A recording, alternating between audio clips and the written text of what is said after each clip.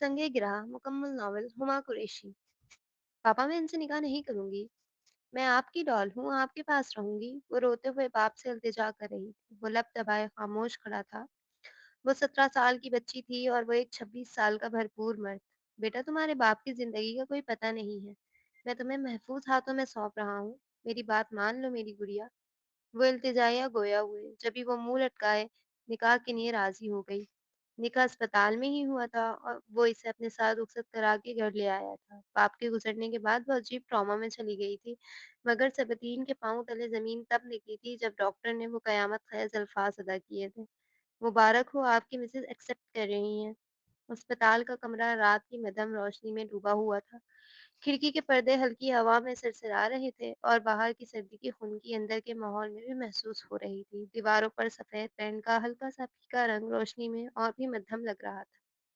Bed के किनारे तभी आलात खामोशी से बजते हुए दिल की धड़कन और सांस की रफ्तार की निगरानी कर रहे थे। बेड के पास बतीन खड़ा था, सादा लिबास मगर साफ सुथरा, नीले रंग की शर्ट और काले पतलून में चेहरे पर खामोशी और तहम्मुल की झलक और आंखों में थोड़ी सी बेचैनी छुपी हुई थी। इसकी गर्दन पर हल्की सी झुर्रियाँ इसकी संजीदगी और उम्र की पहचान दे रही थीं। वो एक 26 साल का हैंडसम नौजवान था। बेड के दूसरे किनारे बाप के बेहद नज़दीक परिवश बैठी थी, जिसकी उम्र 17 साल के करीब थी। बाल लंबे मगर थोड़े उलझे हुए थे, कपड़े सफ़ेद और हल्के नीले रंग के थे। वो सादे से सलवार सूट में कोई डॉल लग रही थी। आँखों में खौफ और हल्की ज़िद थी। होठों के किनारे काँप रहे थे और छोटे हाथ घुटनों पर लपेटे हुए थी। वो खामोशी से ज़बीतीन को देख रही थी, जैसे अपने दिल की कैफ़ियत छुपाने की कोशिश कर रही हो। "परिवश, बाबा की एक बात मानोगी?" वो बहुत दिक्कत के बाद बोल पा रहे थे। परिवश की आँखों से आँसू का झरना बह निकला था। "जी बाबा।" इसने जल्दी से हाथ थाम लिया था। "बेटा, मुझे अपनी ज़िंदगी का कोई पता नहीं है मेरा बच्चा। आप सबीतीन से निकाह कर लो।" परिवश ने हैरत से पहले बाप को देखा था और फिर गर्दन मोड़कर सबीतीन को, जो निगाहें झुकाए फ्लोर को घूर रहा था। "बाबा, मैं इनसे निकाह करूँ?" इन अंकल से? आपको पता भी यही है मुझसे एज में कितने बड़े हैं? वो हनक हुई। बेसाख्तगी में बोल गई थी, जबकि सबीतीन ने हफ़्फ़त से निगाहें इधर-उधर घुमाई थी, जबकि रियाज़ साहब ने दिक्कत से मुस्कुराहट छुपाई थी। श्श! ऐसे नहीं कहते मेरे बच्चे। सबीतीन और आपकी जोड़ी बहुत प्यारी लगेगी और फिर सबीतीन बचपन से आपका दोस्त भी तो है। वो इसे डपट कर ज़रा इश्तियाक से बोले, दोस्त थे अब नहीं है, इसने बार-बार करवाया। तो दोबारा दोस्ती कर लें, बस आप सबीतीन से निकाह कर लो मेरी जान। बाबा की आखिरी ख्वाहिश समझकर वो फ़िक्रमंद लहजे में बोले तो वो ऊँचा-ऊँचा रोने लगी। बाबा! परिवश, आप अंकल को हर्ट कर रही हैं। इस तरह इनकी तबीयत खराब हो जाएगी। इसने तंबी करना ज़रूरी समझी, जबकि वो मुँह बसूर कर सूसू कर रही थी। सबीतीन निकाह खां को अंदर बुला लें। मेरी गुड़िया अपने बाबा की कभी बात नहीं टालती। वो अपने छोटे-छोटे हाथों से आँसू रगड़ कर रोने लगी थी, जबकि सबीतीन ने फ़ौरन हुक्म की तकमील की थी। परिवश वल रियाज़ हैदर, आपका निकाह सबीतीन सिकंदर वल सिकंदर के साथ बाइवज़ 10 लाख हक़ महर सिक्का राजुल वक़्त होना करार पाया है। क्या आपको ये निकाह कबूल है? कबूल है। इसने ज़रा नाराज़गी से ज़बीतीन को देखा था। अल्फ़ाज़ दोहराए गए थे और परिवेश की रज़ामंदी पर गोया रियाज़ साहब के सीने से एक बोझ सा सिलक गया था। ज़बीतीन सिकंदर वल वलीद सिकंदर, आपका निकाह परिवश वल रियाज़ हैदर के साथ बाइवज़ 10 लाख हक़ महर सिक्का राजुल वक़्त होना करार पाया है। क्या आपको ये निकाह कबूल है? कबूल है। परिवश की मनमोहनी सूरत को नज़रों में बसाए इसने दिलकशी से इकरार किया था और फिर वो बाप के सीने से लगकर हिच्चियों से रोई थी। मैं आज इसे तुम्हारे हवाले करता हूँ सबीतीन, मेरी बच्ची बहुत नाज़ुक है, इसे हमेशा अपने करीब रखना, इसका बहुत ध्यान रखना। और हाँ, मैंने ये निकाह इसलिए कराया है क्योंकि ये बिन माँ की पली है, अपनी उम्र के बच्चों से ज़्यादा समझदार है, थोड़ी नादान ज़रूर है मगर तुम्हें ज़्यादा तंग नहीं करेगी, बस इसे अकेला ना करना। इस बाप की इस इल्तिजा को नज़रअंदाज ना करना। वो सरगोशी में बोल रहे थे और वो इनके लफ्ज़ों में छुपा मतलब बखूबी समझ रहा था। समझ तो परिवश भी रही थी मगर वो रोते हुए खुद को लापरवाह शो करा रही थी। सबीतीन परी को घर ले जाओ, ये यहाँ रहेगी तो परेशान ही रहेगी। इसने झट नफ़ी में सर हिलाया। जाओ मेरा बच्चा, मैं तुम्हारा बाप, तुम्हारे वाहिद साहिबान, तुम्हारे महरम के साथ रुखसत कर रहा हूँ, खुश रहो। वो इसकी ना को नज़रअंदाज कर अपना साथ ले आया था, जो रोते-रोते गाड़ी में बैठी थी और सबीतीन ने इसे बच्चों की तरह रोते देखकर सर झटका था। रो क्यों रही हो? अंकल ठीक हैं यार। इसका कंधा सहलाता वो इसे दिलासा दे रहा था। मेरे बाबा ने मुझे अपने पास नहीं रखा, आपके साथ भेज दिया। मैं नाराज़ हूँ आपसे। वो गुस्सा हुई। हैं? मैंने क्या किया? वो हैरान हुआ। इसके सामने वो वैसे भी कम ही मैच्योरिटी का सबूत देता था। आप कहते थे जब मैं बड़ी हो जाऊँगी तो आप मुझसे शादी कर लेंगे क्योंकि आप मेरे बेस्ट फ्रेंड हैं। यकीनन आपने ही बाबा को कहा होगा। और वह रोई-रोई गुलाबी आँखों से मशकूक नज़रों से देख रही थी। सबीतीन के दिल ने एक बीट मिस की थी। ऐसे नहीं देखो मुझे। अब मैं तुम्हारा शौहर हूँ और बड़ी तो तुम हो गई हो। अभी सुना नहीं अंकल ने क्या कहा था? इसने मायना फ़ैज़ी से आगे चलाते आईब्रो उठाए तो वो बुरी तरह से सटपटाई थी। वो इसका और इसका कहका बुलंद हुआ था। मैं बाबा से शिकायत करूँगी, इसने धमकी दी। अच्छा रिलैक्स, मज़ाक कर रहा हूँ। यार, अंकल की तबीयत ठीक नहीं है, तुम जानती हो ना अपने दीदियाल को। मैं तुम्हें कैसे प्रोटेक्ट करता, इसीलिए अंकल को यही ठीक लगा और मुझे भी। अब क्या तुम्हारे बड़े होने का इंतज़ार करूँ? वो एक बार फिर पटरी से उतरा था। परिवेश ने घूर कर देखा था। ओके बाबा, कुछ नहीं कहता। चलो हमारी निकाह सॉरी शादी की खुशी में कुछ मीठा खा लेते हैं। वैसे भी ऐलान की गर्ज से इसका हाथ थाम कर अपने हाथ में नीचे स्टीयरिंग पर रख चुका था, जबकि वो इसे मुसलसल घूर रही थी, जिसकी शुरू से ही इस पर गंदी नज़र थी। अब कैसे खला जा रहा था। अब क्या कच्चा छुपाओगी मुझे? मोड़ काटते इसने आईब्रो उठाए। मुझसे बात नहीं करें। मुझे आप जैसे अंकल से शादी नहीं करनी थी। इसने एक बार फिर झटकना चाहा, मगर वो कोशिश नाकाम बना गया। अच्छा, अंकल हूँ मैं।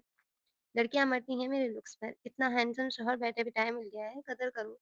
इतनी देर में वो घर पहुँच गए थे।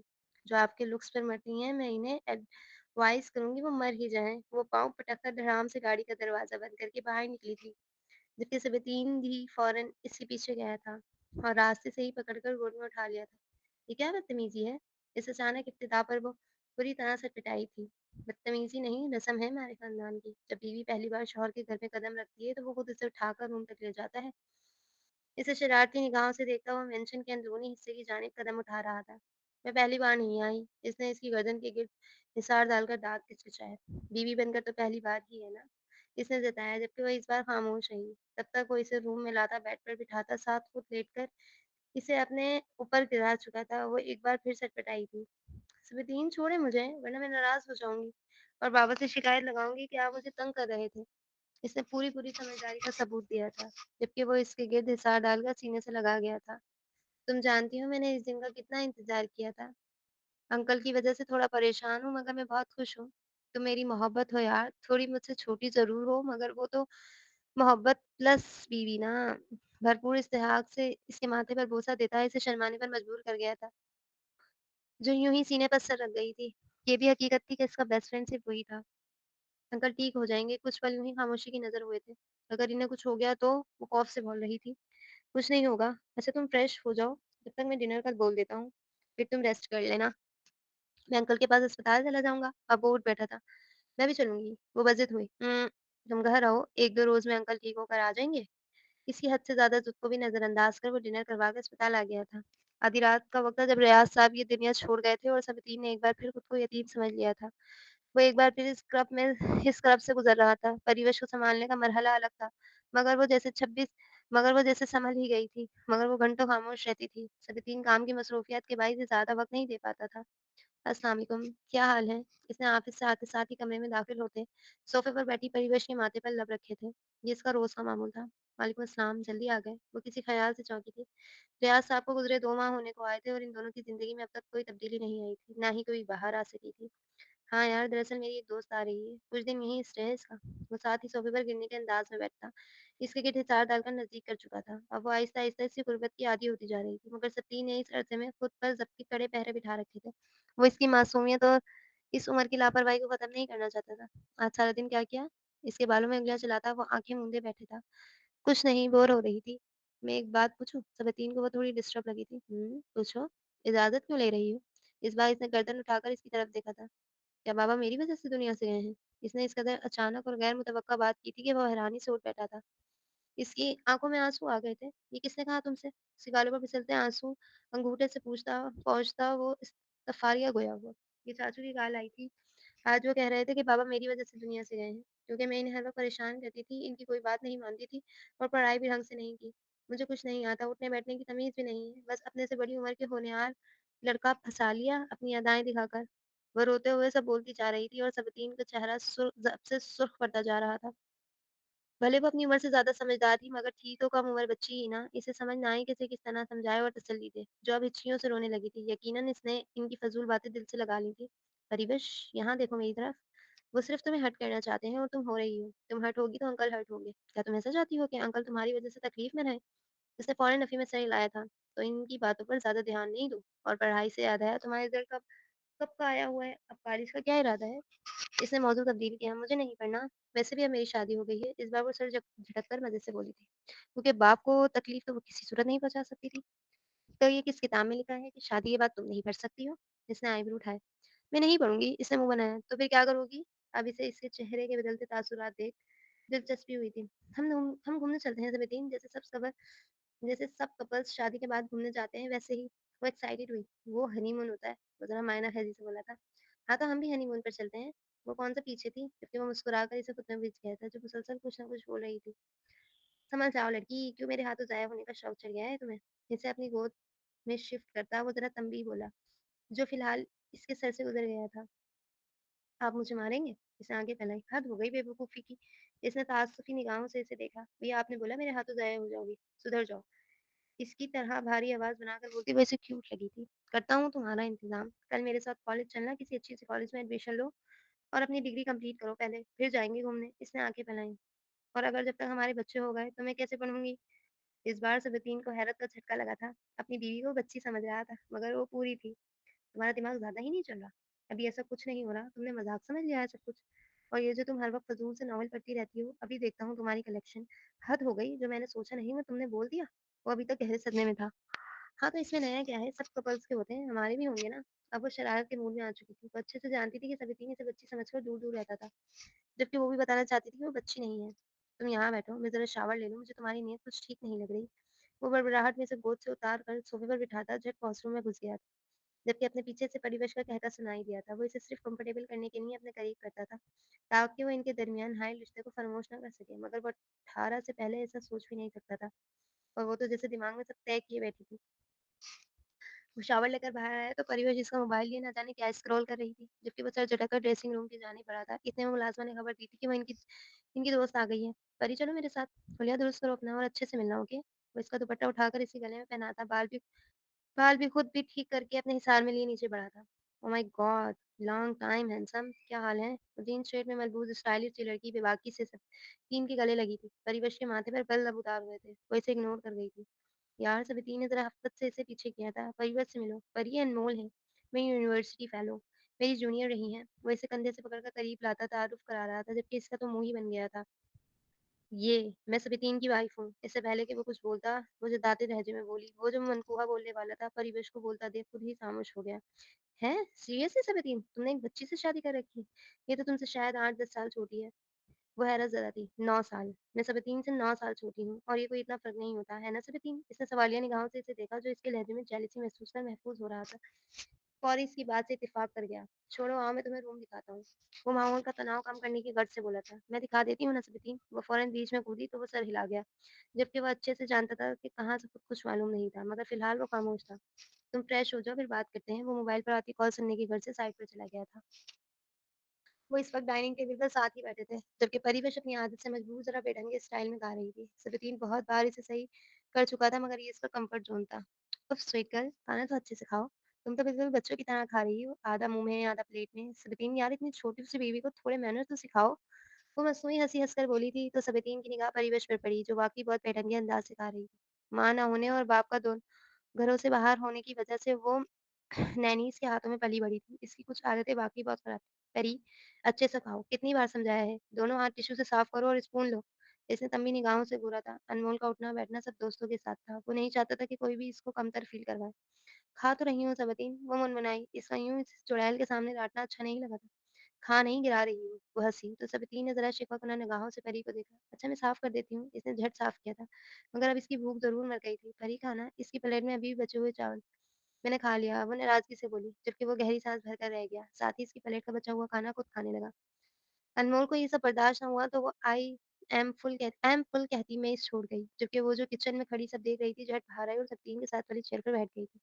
इसने आईब्रो उठाए, वो चुड़ैल मुझे देखे जा रही थी। अब सुकून से खाऊँगी। स्वीटी ने ज़रा खफ़ी से इससे देखा था।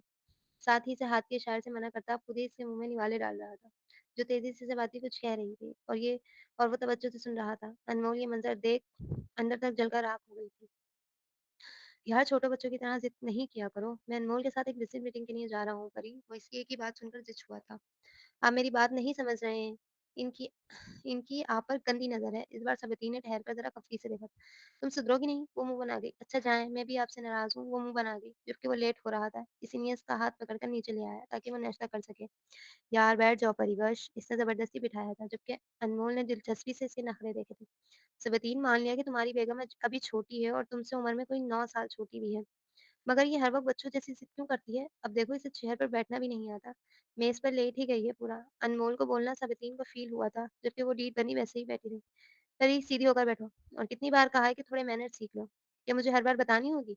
इस बार वो ख़फ़ा हुआ। सबीतीन ने तो बस इसके लहज़े में ख़फ़गी महसूस कर वो आँसू हो गई थी। "अच्छा बस यार चुप कर जाओ। अनमोल तुम चलो, हमें लेट हो रहा है।" वो चहक कर उठी थी और सबीतीन के साथ बाहर निकल गई थी। जबकि वो पीछे बैठी अब सूसू करके रोने लगी थी। यूँ ही 1 माह गुज़र चुका था। सबीतीन हद से ज़्यादा मसरूफ़ हो गया था, इसका दाखिला भी कॉलेज में हो गया था। वो ज़्यादातर पढ़ाई में मसरूफ़ रहती थी। अक्सर तो वो अब पढ़ने की वजह से अलग कमरे में ही सो जाती थी। सबीतीन भी इसकी प्राइवेसी डिस्टर्ब नहीं करता था क्योंकि अभी भी उसको वक़्त देना चाहता था। मगर इसका जब खुद पर से टूट जाना था। आज इतवार का दिन था, अनमोल और वो डाइनिंग एरिया में बैठे गप्पे लगा रहे थे। परी बस पानी लेने के घर से बाहर आई जब कॉफ़ी का दौर चल रहा था। इसने ज़रा घूर कर देखा था। "परी यार इधर आओ, तुमने पिछले 1 हफ़्ते से मुझे अपनी शक्ल नहीं दिखाई। कभी सो रही हो, कभी कॉलेज तो कभी पढ़ रही होती हो।" सबीतीन इसे अक्सर रात को कमरे में जाकर चेक करता तो वो सो रही होती। फिर वो वापस रूम में आ जाता। अलबत्ता दिन में इनकी मुलाकात ही नहीं हो रही थी। "मेरे एग्ज़ाम होने वाले हैं, आप कमरे में आकर मिल लेते मुझसे।" इसने सबीन की तरफ एक कदम भी नहीं बढ़ाया था, जबकि अनमोल आँखें भौं में चढ़ाती सबीन को बीवी के नहीं उतावला होता देख बाहर निकल गई थी और इस तक जाता अपने हिसार में ले गया था। "तुम नहीं आ सकती थी रूम में? तुम जानती हो ना मैं कितना मसरूफ़ चल रहा हूँ, मगर तुम जानकर मुझसे दूर हुई हो?" इसके सर की माँग पर लब रखते इसने शिकवा किया। "वो हो ना हो खामोश रही। अच्छा आप कुछ बोलो भी यार।" वो जैसे खफ़ा हुआ। "मैं नहीं बोल रही, आप घूमते रहें इस बिल्लो बांदी के साथ। मैंने कॉलेज में अपने न्यू फ्रेंड्स बना लिए हैं।" वो गुस्से से बोली तो सबीतीन इसके अंदाज़ पर मुस्कुराया था। "ओके बेबी ये तो अच्छी बात है। मैं चाहता हूँ कि तुम ज़रा सोशलाइज़ हो ताकि तुम्हें मैनर्स आएँ।" वो छेड़ने वाले अंदाज़ में बोला तो इसने इसे ज़ोर से खुद से अलग किया और वो इसका सुर्ख़ चेहरा देख ठहाका लगा गया। "मज़ाक कर रहा हूँ, सीरियस नहीं हूँ।" इसने एक बार फिर हिसार में लेना चाहा, मगर इस बार वो हिसार तोड़ती किचन में गई थी। "चलो आओ, कहीं बाहर चलते हैं।" वो साथ ही पीछे आया था। "मैं नहीं जा रही आपके साथ कहीं भी।" वो गुस्सा हुई। "क्यों नहीं जा रही भई?" वो रास्ता रोक गया। "जब तक ये बिल्लो बांदरी यहाँ रहेगी, मैं आपसे नाराज़ हूँ। सुन लिया आपने?" वो हक जताते लहजे में गोया कि सबीन का कहका बेहिसाब था। "यार तुम इतनी क्यूट क्यों हो?" वो शिद्दत से आगे बढ़ता इसके गाल पर लब रख गया था। वो इसकी जेलसी को अच्छे से समझ रहा था मगर अंदर ही अंदर महफ़ूज़ हो रहा था। "मुझसे बात नहीं करें, बल्कि मेरा कल अकाउंटिंग का पेपर है। एक तो मुझे ये बिज़नेस समझ नहीं आता, पता नहीं कॉमर्स क्यों दिला दिया मुझे। मुझे आकर समझाएँगी बैलेंस शीट, मनहूस कभी इक्वल नहीं आई।" वो जग जग फिर भर्ती बड़बड़ाई थी, "अच्छा तुम अपनी बुक लेकर स्टडी में आओ, मैं वहीं आ रहा हूँ।" इस बार इसे झँझलाते देख वो संजीदा हुआ। "जल्दी आइएगा, इस मनहूस मारी के पास ना बैठ जाइएगा। हरिवंश बिहेव, अब ये ज़्यादा हो रहा है।" इसके लहजे में तंबी थी। वो नाक भौं समेट कर ये जा और वो जा। "अनमोल वो सबीतीन प्लीज़ यहाँ आओ, देखो मेरे काँच लग गया है।" वो इसे कल के शेड्यूल से आगाह करने आया था। बेड के पास पकड़ा बैठे देख वो ज़रा फ़िक्रमंद हुआ।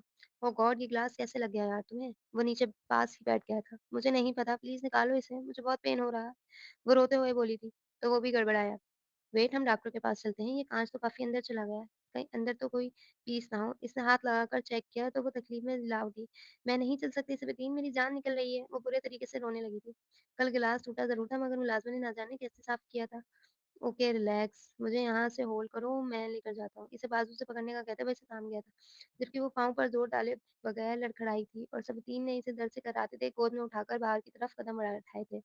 जबकि इसे तलाश करती स्टडी से बाहर आती परिवेश ये मंज़र देख बिन्ना कर रह गई थी। दिल पर बिजलियाँ सी गिरी थीं। वो औरत सबीतीन की गोद में थी, आँखों में मिर्चियाँ सी मचने लगी थीं। वो गाड़ी में बैठकर चला गया था, जबकि वो बेड पर गिरकर रोने लगी थी। कितनी ही देर रोते-रोते वो सो गई थी। इसे अपने पेपर की कोई टेंशन नहीं थी। कई टेंशन छोटी थी कि इसका शौहर इसे छोड़कर दूसरी लड़की को तवज्जो दे रहा था। इन्हें वापसी में काफ़ी लेट हो गया था। काँच काफ़ी अंदर तक चला गया था जिसकी वज़ह से अनमोल को बहुत दर्द था। वो इसे रूम में छोड़ता परिवेश का ख़्याल आने पर इसके रूम में आया तो बेखबर सो रही थी। किताब एक तरफ को पड़ी थी। इसे याद आया कि परी ने इसे सवाल समझाने के लिए कहा था। कल इसका पेपर था। वो करीब आकर नज़दीक बैठ गया था। पता नहीं क्यों वो अनमोल से इनसिक्योर फ़ील कर रही थी, जबकि जानती थी कि वो इसके पीछे दीवाना है। परी, इसने झुककर धीरे से पुकारा मगर जवाब न दे। इसके माथे पर बोसा देता वो गोद में उठाकर रूम में ले आया था। वो कसमसाई ज़रूर मगर सोती रही। इतने दिनों से वो दूर थी। अब तो वो बेचैनी होने लगी थी। पहले वो कहाँ इसकी नाराज़गी या दूरी बर्दाश्त कर सकता था। बेड पर लेटता, खुद भी करीब ही लेट गया था और फिर अपने हिसार में लेता, आँखें मूंद दिया। सब 3 सिकंदर की मुकम्मल दुनिया हो तुम, तुम्हारी जगह कोई नहीं ले सकता।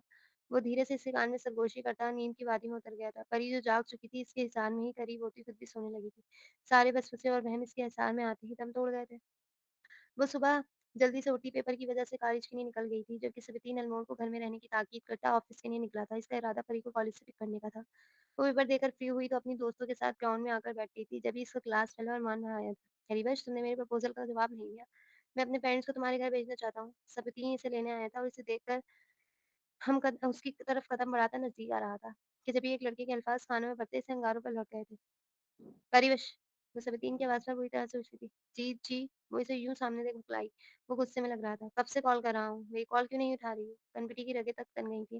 "मैं बस आ रही थी। आप" अरमान ने ज़रा अचंभे से इस शख्स को देखा था। "हस्बैंड हूँ परिवश का। और कुछ पूछना है?" वो तो सदमे में चला गया था। सिफ़ जल्दी से इसके पास आई थी, जो इसे एक जताती निगाह से देखकर परी को अपने हिसार में लिए बाहर की जानिब बढ़ा था। साथ ही बहुत ज़ब्त से गाड़ी का दरवाज़ा खोल इसे पैसेंजर सीट पे बिठाया था और खुद घूमकर आते ड्राइविंग सीट सँभाल ली थी। "आपने मुझे कॉल कब की? मुझे तो एक भी कॉल नहीं आई।" इसे गुस्से में देखकर इसने टॉपिक बदलना चाहा, जब लबों पर मुट्ठी जमाए अपना गुस्सा ज़ब्त कर रहा था। "इस लड़के ने जब तुम्हें प्रपोज़ किया, तो तुमने डायरेक्ट बताया क्यों नहीं कि तुम मैरिड हो?" वो गुस्से से पूछ रहा था। "मैंने अभी कॉलेज में किसी को नहीं बताया।" "क्यों?" इसका जवाब दे रहा था। "वैसे ही अच्छा थोड़ी ये अच्छा लगता है कि एक गैर मर्द एक शादीशुदा लड़की को प्रपोज़ करे।" इस पर वो धीमी आवाज़ में गुर्राया था। "तो आप इतना गुस्सा क्यों कर रहे हैं? कॉलेजेस में तो ये सब चलता है।" इसने लापरवाही से शाने उछाले।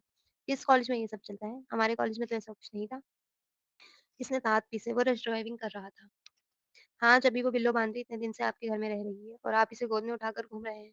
वो मुँह बनाकर चिढ़कर बोली थी, "बात को मत घुमाओ परी, आइंदा के बाद जब तुम कॉलेज जाओगी तो अपने क्लास फेलोज़ को बता देना कि तुम मैरिड हो ताकि लोग आइंदा एहतियात करें। अव्वल तो अब सब खुद भी इंसान बन जाएँगे।" तो बहुत सख्त लहजे में गोया हुआ था, जबकि परिवेश की आँखों में आँसू आ गए थे। वो इसे एक ही नज़र देखे बगैर रुख मोड़ गई थी, जबकि अब रास्ता खामोशी से करने लगा था। "लंच किस रेस्टोरेंट में करना है?" कुछ देर बाद इसकी नरम सी आवाज़ गूंजी थी।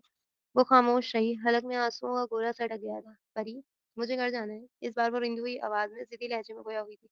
"तुम रो रही हो? ऐसा भी क्या बोल दिया मैंने यार?" इसे रोता देख सविती ने सर पकड़ लिया था। "मुझे घर जाना है।" अब वो बआवाज़ रोने लगी थी। वो तो बुरी तरह बौखलाया था। "अच्छा sorry, sorry, I am really sorry." "चुप कर जाओ यार।" मुझे गुस्सा आ गया था। इसका रुख अपनी तरफ करना चाहा मगर वो हाथ झटक गई थी। "घर जाना है मुझे।" "अच्छा मेरी बात, मुझे घर जाना है। कोई बात नहीं सुननी है आपकी, फ़िज़ूल सी बातें।" इस बार वो तड़ाक कर बोली। तो इसके लहजे में बदतमीज़ी महसूस कर वो खामोशी से इसे घर ले आया था, जो सीधा अपने कमरे की जानिब बढ़ी थी और वो ताज्जुब से गहरी साँस लेता अनमोल के कमरे की जानिब बढ़ा था ताकि इसकी खबरगिरी ले सके। वो रूम में आते ही वॉशरूम में जाते ही ज़ोर-ज़ोर से रोने लगी थी। शायद सब 3 का इससे दिल भर गया था। वैसे भी वो अनमोल जितनी खूबसूरत और वेल-मैनर्ड लड़की तो थी नहीं, जभी वो हर वक़्त अब इस पर गुस्सा करता था। इसके हर काम में नुक्स निकालता था। बेसन पर झुकी खड़ी अब वो मुसलसल रोने के बायस उल्टियाँ कर रही थी। उल्टियाँ कर के हालत निढाल हो गई थी। कुछ देर बाद वो थोड़ा सँभली तो रूम में आती बेड पर छिप लेट गई थी। अपने बाप की शिद्दत से याद आई थी। फिर वो रुख फेर कर आँखें मूंद ली, क्योंकि वो जानती थी कि खाने का पूछना कुछ देर में मुलाज़िमा या सबितीन खुद आएँगे और फ़िलहाल वो किसी की शक्ल नहीं देखना चाहती थी। कुछ न कहा तो कमज़ोरी ने भी, जिसकी वज़ह से नींद आ गई थी। "तुमने मेडिसिन ली थी?" वो बेड पे बैठा सवालिया लहजे में पूछ रहा था। "ली तो थी, अब ठीक हूँ।" वो मुस्कुराई। "अच्छा मैं ज़रा परी को देख लूँ।" कॉलेज से थकी हुई आई है, इसने लंच भी नहीं किया। वो इसके पास 10 मिनट बैठ कर उठने लगा था कि अब तक परी का मूड भी बहाल हो जाना था। "ओके जाओ, वैसे तुम कुछ ज़्यादा ही परी-परी नहीं करते, जबकि वो तुम्हें घास भी नहीं डालती।" अनमोल की बात पर इसका गुस्सा सवा-नज़र में पहुँचा था। "अनमोल, मुझे बिल्कुल भी नहीं पसंद कि कोई हम दोनों मियाँ-बीवी के पर्सनल्स में इंटरफेयर करे। So please." वो तल्ख़ लहजे में कहता रूम से निकल आया था, जबकि अनमोल को तो मानो तलवे पर लगी और सर पर बुझी थी। "बदतमीज़, समझता क्या है खुद को? हूर परी मिल गई है, तुम्हें मज़ा चखाऊँगी।" मन ही मन में सोचती वो अपना बदला लेने का सोच रही थी। वो कॉलेज के ज़माने से बतीन को पसंद करती थी और इसका यूँ शादी करना और फिर परी के पीछे पागल होना, इसे एक आँक नहीं भाता था। "परी उठो, ऐसे ही सो गई है। पहले उठकर फ्रेश हो, लंच करो, फिर सो जाना। मुझे तुम्हारी यही बात बुरी लगती है।" इस बार वो इसे कॉलेज यूनिफ़ॉर्म में ही सोता देख झुँझलाया था। "मुझे नींद आ रही है।" वो हल्की-सी आवाज़ में बोली। "सारी रात पूरी नींद ली है तुमने, अब उठ जाओ शराफ़त से।" इसने तंबीह की। "मुझे सोने दें, वरना मैं आपसे कभी बात नहीं करूँगी।" इसने धमकी लगाई। "मत करना, ज़िंदगी भर का सुकून हो जाएगा।" वो शरारत से बोला मगर परिवेश के दिल पर बात जा लगी थी। "हाँ तो जाएँ यहाँ से, मेरा सर क्यों खा रहे हैं?" वो तल्ख़ हुई। "मैं सुबह से तुम्हारी बदतमीज़ी बर्दाश्त कर रहा हूँ।" इस बार इसने पावर करवाया। "तो किसने कहा है बर्दाश्त करने को? जाएँ यहाँ से।" वो अब कन्फ्यूज़न मुँह तक तानती बड़बड़ाई थी। "खाना खा लो पहले, फिर मुझे ऑफ़िस के लिए निकलना है।" वो टस से मस नहीं हुई थी। वो काफ़ी देर तक खड़ा इसे मनाने के जतन करता रहा मगर वो नहीं मानी, फिर थक कर ऑफ़िस के लिए निकल गया था।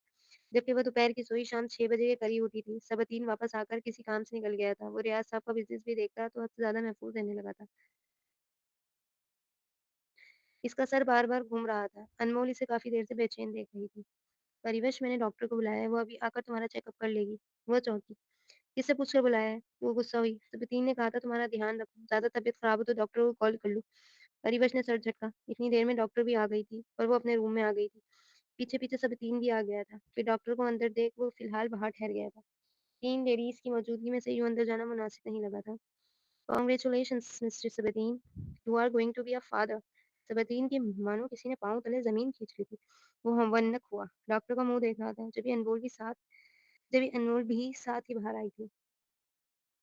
कांग्रेचुलेशंस बडी। वो चहककर गोया हुई थी, जबकि सबीतीन मुतअज्जिब अंदाज में कभी इसे देख रहा था, तो कभी अनमोल को, जबकि वो निढाल से कमरे में मौजूद थी। "जा मिल लो अपनी परिवत से।" वो मुस्कुराती हुई वहाँ से निकल गई। जब वो अजीब-सी कैफियत से 2-4 रूम में दाखिल हुआ, "सबीतीन, मेरी तबीयत ठीक नहीं है, मुझे बाबा के पास ले जाएँ प्लीज़।" वो इसकी शक्ल देखते ही बिखर गई। वो जो ट्रांस में गिरा खड़ा था, एकदम चौंका था। "हाँ, चलो पहले हम डॉक्टर के पास जाएँगे।" वो इतनी देर में बस इतना ही समझ पाया था कि यकीनन डॉक्टर को कोई गलतफ़हमी हुई थी। "नहीं, मुझे डॉक्टर के पास नहीं जाना, वो डॉक्टर पहले ही मुझे इंजेक्शन लगाकर चली गई है।" वो इसका हाथ पकड़ती रुआँस से हुई, जो आज अजीब रवैया इख्तियार किए हुए था।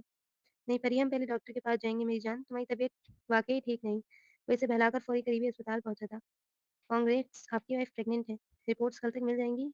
एक के बाद दूसरी डॉक्टर के मुँह से भी यही अल्फ़ाज़ सुन वो परेशान हो गया था, जबकि परी वन्नकों की तरह सबीतीन का मुँह देख रही थी। "क्या हुआ? आप दोनों को खुशी नहीं हुई?" डॉक्टर अपनी जगह ऑकवर्ड हुई। नहीं, रिपोर्ट्स कब तक आएँगी? आप श्योर तो हैं ना डॉक्टर?" सबीतीन को लफ्ज़ निकालना दुनिया का सबसे मुश्किल काम लगा था। "जी, जी, मिस्टर सबीतीन, बस ये ज़रा वीक हैं, एक्स्ट्रा केयर और सप्लीमेंट टाइम से देते रहिएगा।" डॉक्टर तो जाते-जाते इसकी जान निकाल गई। जबकि परिवश पाँव घसीटकर साथ चलती सबीतीन के पास आई थी ये। "घर चलो, घर चलो।" वो खुद पर ज़ब्त के खड़े पहरे बिठाए इसे सख्ती से बाजू से थामता घर गाड़ी के पास लाता धक्के से अंदर बैठ चुका था। इसकी तबीयत हालत सब भूल गया था। खुद वो घूमकर ड्राइविंग सीट पर जा बैठा था, जबकि वो कपवाटे होते थे बेयकीन थी। "परी, देखो, कुछ है तो मुझे सच-सच बता दो।" वो बहुत ज़ब्त से इससे पूछ रहा था, जबकि परिवेश को लगा जैसे किसी ने इसे सरे-बाज़ार बेलिबास कर दिया हो। ये कैसी बातें कर रहे हैं आप? मैं सबीतीन, ये डॉक्टर झूठ बोल रही हैं। वो खौफ़ से कँपकपाते लहजे में गोया हुई थी। दो डॉक्टर्स कैसे झूठ बोल सकते हैं? यार, वो खुद पागल होने के दर पर था। तो कल रिपोर्ट्स आएँगी, आप देख लीजिएगा। ये इन पागल डॉक्टर्स की उम्र हो गई है। आपको मुझ पर यकीन है ना? अपनी परी पर यकीन है ना आपको? वो बहुत मान से पूछ रही थी, जबकि वो खुद नहीं समझ पा रहा था कि इसके दिल इस वक़्त क्या हालत थी, मगर वो परी पर शक भी नहीं कर सकता। ज़रूर कहीं कुछ मिसिंग था। तुम पर यकीन है इसीलिए मेरा दिमाग फटा जा रहा है। परी, मुझे सच-सच बता दो, तुम किसी की बातों में तो नहीं आ गई? देखो, मुझे मालूम है तुम अभी छोटी हो, तुम बहुत सी बातों को नहीं समझती हो। अगर किसी ने तुम्हारे साथ इससे अल्फ़ाज़ अदा नहीं हुए थे, जभी वो बीच में चिल्ला उठी थी। 17 साल की हूँ सबीन सिकंदर, एक अक्लमंद बालिग लड़की हूँ, बल्कि शादीशुदा औरत हूँ। मेरे बाप ने यूँ ही मेरा आपसे निकाह करके रुख़सती नहीं दी थी। अपना अच्छा-बुरा समझती हूँ, अपनी इज़्ज़त की हिफ़ाज़त करना जानती हूँ। पागल नहीं हूँ जो किसी की बातों में आ जाऊँ। आपने मुझे इतने हल्के किरदार की लड़की समझा हुआ है। कब से समझाने की कोशिश कर रही हूँ, वो डॉक्टर्स पागल हैं वो डॉक्टर, झूठ झूठ बोल रहे हैं वो। आप कल देखिएगा ये डॉक्टर कल आपसे माज़रत कर रही होंगी और मैं आपसे नाराज़ हूँ, अब आपके पास नहीं रहूँगी। बहुत ज़ब्त से बोलती वो आखिर में शिद्दत से फूट-फूट कर रो पड़ी थी, जबकि वो साकित और जामिद यूँ ही बैठा था, पतराई निगाहों से इसे रोते देख रहा था। दिमाग में अजीब-सी सोचों के झक्कड़ चल रहे थे कि जभी वो एक नतीजे पर पहुँचता, परिवेश पर एक तेज़ निगाह डालकर गाड़ी स्टार्ट करता, अब सड़कों पर उड़ा रहा था, जबकि वो इसके तैश देख घबरा गई थी। हे गाइस, क्या हुआ है? तुम लोग इतने उदास क्यों हो? वो करीब आती फिर कर मंदी से बोली, जब ये तीन गुस्से से परिवश को देखकर रूम की जानिब गया था, फिर ठहर गया था। जल्द से जल्द अपना सामान उठाओ और जाओ यहाँ से। मैं अब तुम्हें एक लम्हा भी इस घर में बर्दाश्त नहीं कर सकता। सुना तुमने? परिवश जो इससे नाराज़ थी, बेयकीन निगाहों से इसे देखा था। फिर रोती हुई अपना सामान समेटकर अपने लालची चाचू को कॉल मिलाती वो इनकी तरफ चली गई थी। वो जैसे भी थे मगर इसकी दादी वहीं रहती थी। यकीनन वो जगह इसके लिए महफूज़ थी। यार, मैं क्या बताऊँ तुम्हें सबीतीन और उसकी बीवी के बीच झगड़ा होता देख जो दिली इत्मीनान मिला है, इसका तो कोई मोल ही नहीं है यार। वो हँसते हुए अपने नए बॉयफ्रेंड को बता रही थी, मुझे नहीं मालूम मगर इस लड़की को सबतीन के साथ देख मुझे अलग ही किस्म की जेलसी होती है यार। वो मुँह बनाकर बोल रही थी, जबकि कमरे की चौखट पर खड़ा सबतीन हैरानगी से सब देख रहा था। दफ़ा करो यार, मुझे क्या, मैं तो खुश हूँ कि चलो अच्छा हुआ खसम जहाँ पाक, जब देखो परी और सबतीन की मोहब्बत के मुज़ाहिरे चलते। वो एकदम पीछे घूमी थी और सबतीन को देख इसके लफ्ज़ लबों में अधूरे ही रह गए थे। तुम खुद जाओगी या मैं बाहर तक छोड़ कर आऊँ? वो सख्त तैश में बुलाया था। वो सबतीन में मज़ाक गेट आउट। वो पहली बार किसी औरत से इस तरह बुलंद-दबांग आवाज़ में मुखातिब हुआ था, जबकि वो अपनी जगह से उछलती तेज़ी से ड्रेसिंग रूम से अपना सामान समेटी वहाँ से निकलती चली गई थी और सबतीन ने अपनी आँखें मीच कर पेशानी मसली थी। "अरे बच्ची, तुझे यहाँ आए 15 दिन होने को आए हैं। तेरा शौहर कौन-सी बिज़नेस मीटिंग पर चला गया है, जो आने का नाम ही नहीं ले रहा?" ये इसकी दादी थी जो इसकी फ़िक्र में बोल रही थी, क्योंकि वो अपने दोनों बेटों की नीयत से खूब वाकिफ़ है। "बस दादू, आज कल मैं चली जाऊँगी।" वो नहीं बता सकती थी कि वो यहाँ अपने शौहर से नाराज़ होकर आई है, मगर वो ज़्यादा दिन यहाँ रह भी नहीं सकती थी, क्योंकि बाकी सबको शक हो जाना था। रात की स्याह तारीक हर सू अपने पंख फैला रही थी। ऐसे में वो कमरे की बालकनी में खड़ी बार-बार एक नंबर डायल करके मिटा रही थी। तबीयत इनको कॉल करने की हिम्मत ही नहीं हो रही थी। फिर हिम्मत करके कॉल की थी, क्योंकि इसने कहा था जब इसकी नाराज़गी खत्म करने का इरादा हो तो कॉल कर ले, वो कल लाकर इसकी नाराज़गी दूर कर देगा। हेलो, राज़ी हो? होने को तैयार हूँ, आ जाएँ लेने। इसकी गंभीर आवाज़ गूंजी थी। इसने लब दबाए। वो कितने दिन से आवाज़ सुनना चाह रही थी। दादू पूछ रही थी आपका, इसने लब चबाए थे। क्या पूछ रही थी? वो चौकस हुआ। इसके 2 गार्ड्स और एक मुलाज़िम एक घर में मौजूद थे जो इन लोगों पर नज़र रखे हुए थे। इसने अपनी बीवी को यूँ ही यहाँ नहीं छोड़ दिया था। यही क्या आपकी कौन-सी बिज़नेस मीटिंग है जो ख़त्म होने का नाम नहीं ले रही? वो अब दुपट्टे के कोने से खेल रही थी। तो फिर तुमने क्या कहा? इसने आईब्रो उठाए। मैंने क्या कहना था? कह दिया आप आज कल में लेने आ जाएँगे। सबीतीन ने लबों पर मुस्कुराहट खिल गई थी। अभी आ जाऊँ लेने पे? इसने आईब्रो उठाए। नहीं सुबह। वो गड़बड़ाई। फिर कुछ देर दोनों खामोशी छाई रही। मुझे तुम्हारी बहुत याद आ रही है स्वीटहार्ट। वो पहली बार इस कदर दिल धड़काते लहजे में गोया हुआ था। क्यों? मेरी क्यों याद आ रही है आपको? इसने आईब्रो उठाए। क्योंकि तुम जान हो मेरी। वो दिलकश लबो लहजे में गोया हुआ तो वो मुस्कुराहट छुपा गई। Oh really? इसने मुस्कुराहट छुपाई। तुम्हें कोई शक है क्या? इसने आईब्रो उठाए। नहीं शक तो नहीं है मगर मैं आपसे नाराज़ हूँ। वो नरोटे लहजे में बोली थी। बना लूँगा, फिर मैं सो रही हूँ, सुबह आ जाइएगा आप। वो मुस्कुराकर अल्लाह हाफ़िज़ कर चुका था। सुबह का रोशन सवेरा हर सू अपने पंख फहरा रहा था। जभी वो तेज़ी से तैयारी करता, अपने वकील से भी बात करता जा रहा था। इसे आज परिवश को लेने जाना था। खुशबुओं में बसा अब वो परी के चचा के घर की जानिब गामज़न था। गाड़ी एक झटके से विला के सामने ठहरी थी और परी इसके हान की आवाज़ पहचान कर भागी-भागी से आई थी। वो अभी एंटर ही हुआ था कि भागती हुई इसके नज़दीक आती सीने से लगी थी। ये तब्दीली सब यकीन के नहीं बेहद खुशी का बाइस थी। या अल्लाह! मेरी बीवी को मुझसे मोहब्बत हो गई है कि मुझसे मिलने उड़कर आ गई। इसलिए गेट साइड से हिसार डालता वो कमरे की जानिब बढ़ रहा था। बस वैसे ही आए मैं आपको दादो से मिलवाती हूँ। वो इसलिए रूम में आई थी। वो इसके हमकदम हुआ था। अस्सलाम वालेकुम दादो कैसी हैं आप? वो सर झुकाकर मिलता बेहद प्यारा लग रहा था। वालेकुम अस्सलाम झिक-झिक जिए हुए। वो मोहब्बत भरे अंदाज़ में बोली थी तो परी ने मुस्कुराहट दबकी। दादो मैं आपकी पोती को लेने आया हूँ, इजाज़त है? वह एहतरामन बोला था। इजाज़त की क्या बात है, तुम्हारी अमानत है हमारे पास। बस घर आ जाए अपने, वैसे भी बेटियाँ अपने घरों में ही अच्छी लगती हैं।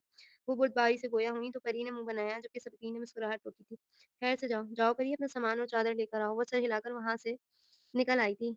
दादो ने दादो मैंने तमाम प्रॉपर्टी परिवश के नाम कर दी है, जो अंकल ने निकाह के फ़ौरन बाद मेरे नाम कर दी थी और 18 के होने के बाद वो सब परिवश का है। परिवश के 18 साल के होने में चंद माह ही हैं, वो आगाह कर रहा था। तुम इसके महरम हो, इसके शौहर हो, तुम्हें जो ठीक लगे वो करो। इतने में परी भी आ गई थी। चलो खैर से जाओ, अगली बार आओ तो मुझे परदादी बनाने की खुशखबरी साथ लाना। वो मोहब्बत से गोया हुईं जबकि परिवश बुरी तरह से झेपी थी। इंशाअल्लाह। इसके इस कदर दिलेरी से बोलने पर परी ने मुँह खोलकर घूरा था। क्या वाक़ई वो इनके रिश्ते को लेकर सीरियस हो गया था? चलें, अब वो इसकी जानिब घूमा था। जी, अब वो दोनों घर की जानिब गामज़न थे। वो घर आए तो घर सन्नाटे में डूबा हुआ था, तमाम मुलाज़िमीन की शायद छुट्टी थी। सवितीन ने गाड़ी में कोई बात नहीं की थी। वो अभी बाहर ही था जब सोचों में गुम खड़ी थी। जभी पीछे से आते सवितीन ने इसे अपनी बाहों के इसारे में उठाया था। वो पूरे तरीके से सटपटाई थी। शी आज कुछ नहीं सुनूँगा मैं, सब भूल जाओ। समझ लो अनमोल नामी लड़की हमारी ज़िंदगी में आई ही नहीं। वो इसके चेहरे पर प्यार करता है, इसकी बोलती बंद कर गया था। और अब वो धीरे-धीरे सीढ़ियाँ चढ़ रहा था। लेकिन आपने मुझ पे शॉट किया था। एक और शिकवा, वो सब ड्रामा था, पता है तुम्हें। आप खामोश हो जाओ बिल्कुल। और सॉरी भी तो की है, इस बार इसने घूर कर देखा था। वो अब कमरे में आ गए थे। अनमोल बेड पर बैठी थी और वो कमरे की खिड़की के पर्दे बराबर करता, मद्धम रोशनी जलाता, करीब आकर बैठा था। वो खुद में सिमट सी गई थी। इस रोज़ सबीतीन परी को दूसरे हॉस्पिटल ले गया था, जिन्होंने गलतफ़हमी की तस्दीक कर दी थी। इसे अनमोल पर शक था। वो इसे बात करता देख शक यकीन में बदल गया था। वो जल्दी से करीबी अस्पताल ही चला गया था और अनमोल वहाँ के डॉक्टर से पहले ही सेटिंग कर चुकी थी। मगर परी इससे रूठ कर मैके चली गई थी। वो अभी इसे थोड़ा स्पेस देना चाहता था, टेंशन में वो भी तो ज़्यादा बोल गया था। अदालत तो करना ही था। इतना शर्मा क्यों रही हो लड़की? खा थोड़ी जाऊँगा। वो शरारत से बोला था। तो इसने खफ़गी से घूरा था। मैं क्यों शर्माऊँगी? मुझे नींद आ रही है। वो गड़बड़ा कर बोलती बिस्तर में गुम होना चाहती थी। जभी वो इशारे में कैद करता बाहों में ले गया था। अभी नहीं स्वीटहार्ट। वो इसे करीब करता महसूस करने लगा था। जबकि वो इसके गिर्द हिसार डालती इसे खुश कर गई थी। इसके बाप का इंतख़ाब खूबसूरत था। मुश्किलों से ही सही मगर इनकी ज़िंदगी एक ट्रैक पर आ गई थी। मुकम्मल खुशियाँ इनकी मुंतज़िर थीं। रात कतरा-कतरा पिघल रही थी और वो दोनों मोहब्बत की नई मंज़िलें तय कर रहे थे।